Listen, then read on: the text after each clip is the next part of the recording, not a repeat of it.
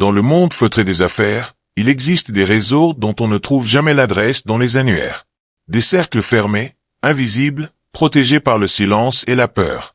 Des lieux où l'on ne parle pas fort, où l'on ne laisse aucune trace écrite, où les décisions les plus lourdes se prennent autour d'un verre de champagne servi dans du cristal ancien. On les appelle des clubs, des réseaux, des fraternités d'influence. Mais en réalité, ce sont des sanctuaires.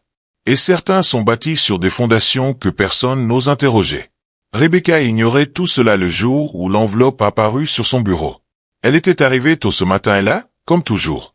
Les bureaux de la multinationale dormaient encore, baignés dans une lumière artificielle trop blanche. Rebecca aimait ce moment de calme, quand elle avait l'impression que le monde lui appartenait déjà. L'enveloppe était posée exactement au centre de son bureau. Papier crème. Épais.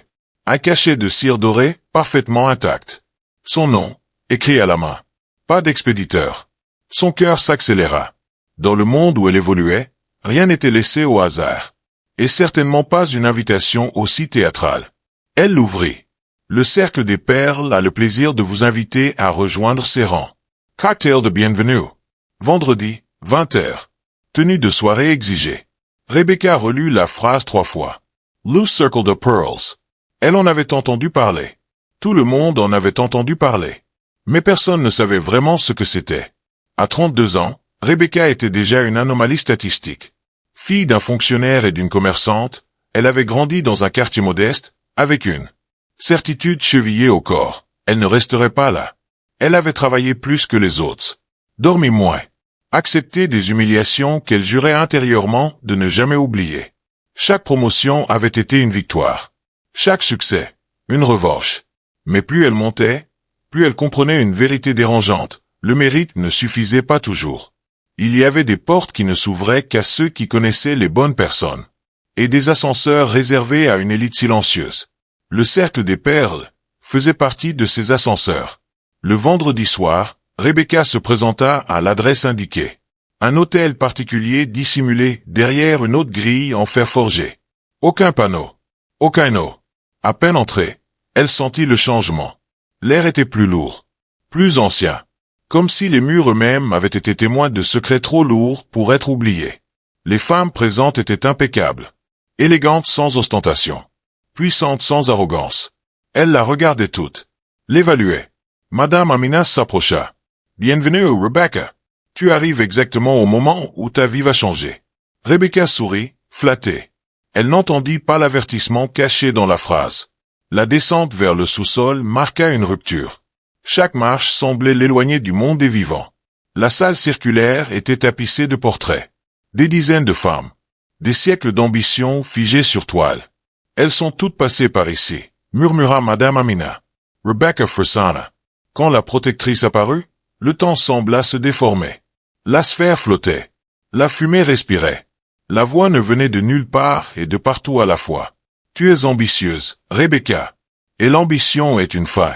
La protectrice lui montra ce que personne ne lui avait jamais offert. Une voie sans obstacle. Un futur sans plafond. Un pouvoir sans limite. Le prix est simple, dit-elle. Ta loyauté. Maintenant. Et après. Rebecca hésita. Puis elle pensa à toutes les fois où on lui avait dit d'attendre. Elle accepta. La perle noire brûla sa peau. Le succès fut immédiat. Presque obscène. Les portes s'ouvrirent. Les obstacles disparurent. Des contrats arrivaient avant même qu'elle ne les cherche. Mais chaque victoire avait un arrière-goût métallique.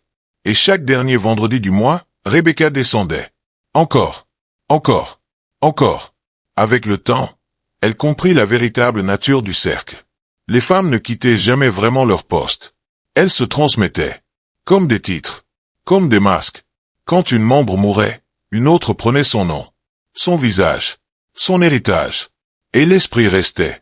Toujours présent. Toujours affamé. Rebecca tentait de résister. Elle consulta un marabout. Un homme qui connaissait le langage des esprits. Ce pacte ne donne pas la vie, dit-il. I'll suspend la mort. Mais la protectrice veillait. Elle savait. Elle voyait. Elle punissait. La mort d'Aminata, la journaliste, c'est là le destin de Rebecca. Les années passèrent. La richesse grandit. La liberté disparut. Rebecca devint une icône.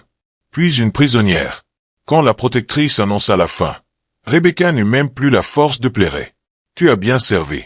L'accident fut rapide. Propre. Efficace. Lors de la réunion suivante, Rebecca était là. Translucide. Calme. Bonsoir, mesdames. Elle comprit enfin.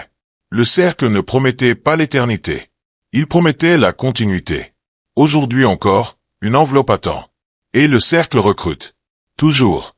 Parce que l'ambition humaine est inépuisable. Et que certaines perles ne brillent que dans l'obscurité. Merci d'avoir suivi cette histoire. Si elle vous a glacé le sang, abonnez-vous et likez.